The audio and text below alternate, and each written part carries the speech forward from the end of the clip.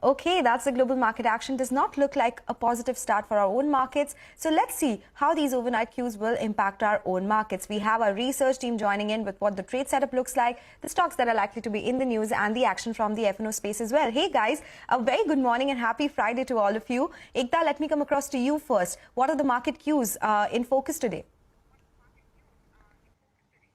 Hi, thanks for that morning. Well, yes, it is definitely going to be all about the global cues. So it was a volatile session for us on Thursday. The markets ended lower. There is definitely nervousness around the 18,000 mark for the Nifty, and FIIs continued to net sell for the second consecutive day. So FIIs net sold around 1,400 crores in the cash market on Wednesday. They followed it up with a 1,270 crores sell figure on Thursday. And in fact, in something which we rarely see, we had the DIIs net sell over 900 crores in yesterday's trading session as well. So both the institutions were sellers in yesterday's trading session.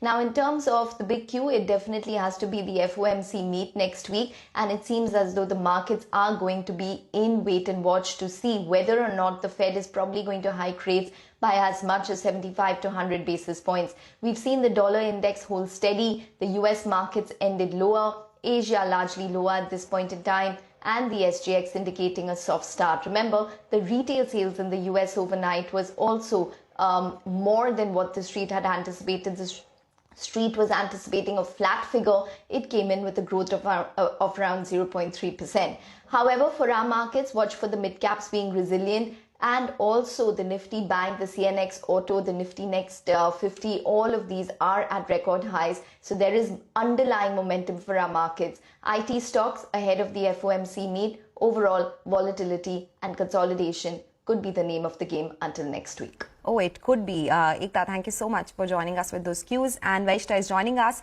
with all the stocks which will be in news today. Hey, Vaishta. Hi Sonal. Well, there are a couple of stocks which I'll be talking about. First is Tata Power, wherein the subsidiary Tata Power Solar Systems has received a contract worth 612 crores, and this is to set up a 100 megawatt ground mounted project for SJVN. The project will be commissioned within 11 months. Moving on to Adani Ports, this is to enhance the Haldia docks capacity in Bengal. And the company has signed a concession agreement with Syama Prasad Mukherjee Port, which is in Kolkata.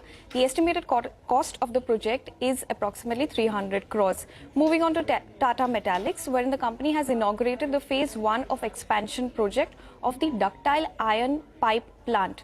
The 600 crore expansion project will take the company's total ductile iron pipe plant capacity to over 4 lakh tons per annum in 2 phases. For MTAR Technologies, the company has received an order of 540 crores in clean energy segment. For Vedanta, the company has clarified that manufacturing semiconductors is not under Vedanta Limited and will be undertaken by the ultimate holding company of Vedanta Limited, which is Vulcan Investments Limited. And the last is TRI, where they have released some data for July. 6.4 lakh net mobile users have been added in July, which is much lower than 18.8 lakh which was added in June. Of this, Reliance Jio had a net addition of 29.5 lakh users in July versus 42.2 lakh users in June.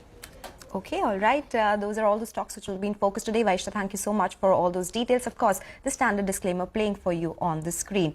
And now over to Manglam, who's joining us with all the cues from the F&O space. Hey, Manglam. Good morning. So, the way we've seen the markets retrace from levels closer to that 18,100 mark in the last 3 trading sessions, you will notice that, September 13, 14, as well as 15, the Nifty, as soon as it approached that 18,100 mark, it did see a bit of a retracement. And that's exactly what took place in yesterday's trading session as well. And now the SGX Nifty is indicating that we will start closer to that 17,800 mark, in fact, down almost 100 points as we speak. There are a couple of reasons for that. Over the last 2 trading sessions, the FIs have sold in the cash market. Yesterday as well, there was a sell figure of close to around 1,300 odd crores. The DII sold about 900 odd crores as well.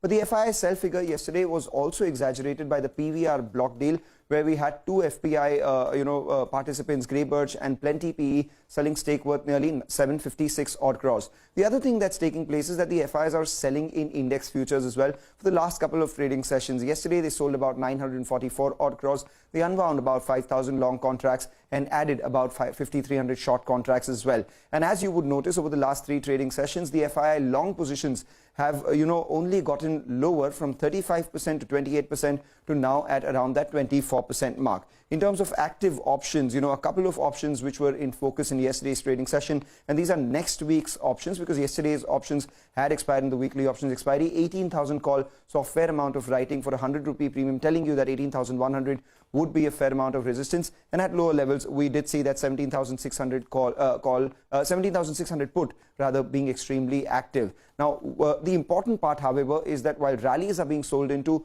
dips are being bought. The SGX Nifty is indicating a start near September 14th or Wednesday's low, and 17,771. Does that hold or not? Levels closer to 17,700 would provide strong support for the market because that is both the 20-day moving average and the 20-day exponential moving average. Okay, all right. Mangalam, Vahishta and Ekta, thank you so much for joining us. Those are all the cues that you need to watch out for to prepare for trading day today. With that, we'll slip into a break now. Up next, we put focus on the auto sector. Interactions with Girish Wagh of Tata Motors and M&M's Pawan Goenka follow after this very short break. Stay tuned.